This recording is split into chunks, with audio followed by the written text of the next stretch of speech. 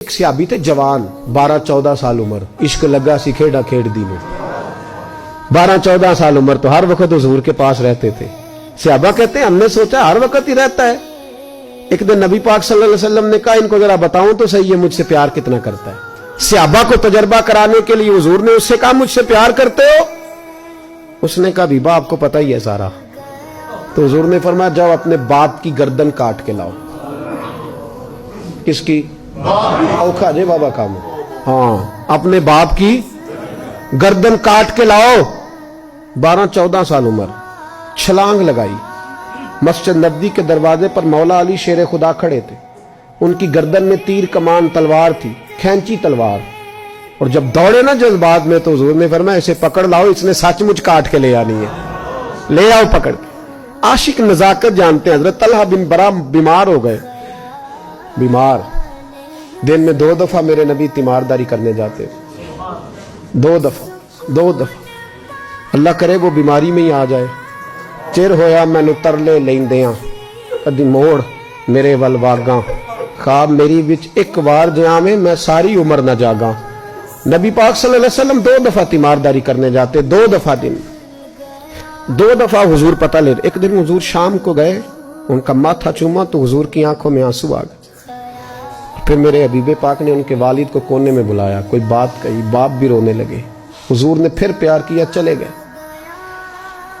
حضرت طلحہ اپنے ابا جی سے کہنے لگے حضور کیا کہہ کے گئے؟ کہا بیٹے کچھ نہیں۔ کہا نہیں مجھے بتائیں، کچھ نہیں، رشتہ ہی بڑا نازک، نہیں بتائیں۔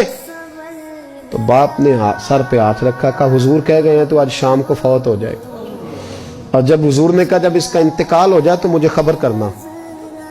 والد کو چارپائی پہ بٹھا کے تو حضرت طلحہ نے ہاتھ پکڑ لیا۔ عشق تے اگ دوویں ایک برابر، پر عشق دا سیک ودھیرا، اگ تے ساڑے ککھ تے کانے، عشق ساڑے تن میرا، او اگ دا دارو میہ تے پانی، مینوں کوئی دسے عشق دا دارو کیڑا، بلے شاہ اوتھے کچھ نہیں بچدا جتھے عشق ہوراں دا ڈیرا۔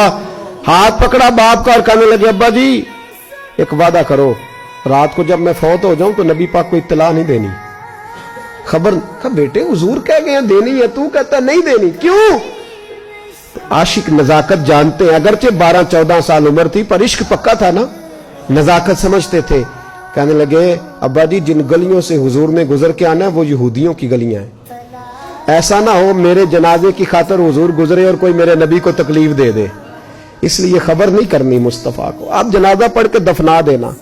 رات کو انتقال ہوا، باپ نے جنازہ پڑھا، دفن کیا، سارا کچھ جاننے والے رسول آئے۔ کہا مجھے بتایا کیوں نہیں؟ عرض کی محبوبہ، کہتا تھا حضور کو تکلیف نہیں دینی، میری ذات کی خاطر تکلیف نہ دینا، نہ کوئی یہودی تکلیف نہ پہنچا دے، گلیاں یہودیوں کی ہیں، قربان جائیں۔ ساری دنیا روضہ رسول پہ، اور میرے رسول نے فرمایا مجھے بتاؤ اس کی قبر کہاں ہے؟ ساری دنیا روضہ رسول پہ، اور نبی پاک اس غلام کی قبر پہ کھڑے آنسو بہہ رہے ہیں۔ صحابہ کہتے ہیں ہر قبر پہ دعا یہ ہوتی تھی یا اللہ قبر کشادہ کر دے، یا اللہ اس کا حساب آسان کر دے۔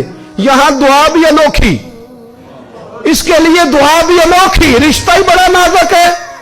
میرے نبی پاک نے دعا بڑی انوکھی فرمائی، کہا اے اللہ جب میرے طلحہ کی تیرے ساتھ ملاقات ہو تو ذرا اس سے مسکرا کے ملنا، یہ تیری شان کے لائق ہے، ذرا اس سے مسکرا کے ملنا۔ کہتے ہیں وجد ہو گیا طاری، اس لیے کہ جو رشتہ نبی کا امتی سے ہے اور امت کا رسول سے ہے اس کی نزاکت کو صرف غلام جان سکتے ہیں، غلام جان۔ میں نے پچھلے جمعے بھی کہا تھا، مجھے ایک شخص کہنے لگے آپ بتیاں لگاتے ہیں، جھنڈیاں لگاتے ہیں، میں نے کہا بس نہیں چلتا، ہم تو تارے بھی لگا دیں، ہمیں ہمارا پتہ ہی نہیں۔ میرا دل کرتا ہے گلی گلی پھروں اور یہ نعرہ لگاؤں جان ہے عشق مصطفیٰ، روز فضو کرے خدا، جس کو ہو درد کا مزہ وہ ناز دوا اٹھائے کیوں، اور پھر کے گلی گلی تباہ ٹھوکریں سب کی کھائیں کیوں، اگر دل کو یہ عقل دے خدا تو تیری گلی سے جائیں کیوں۔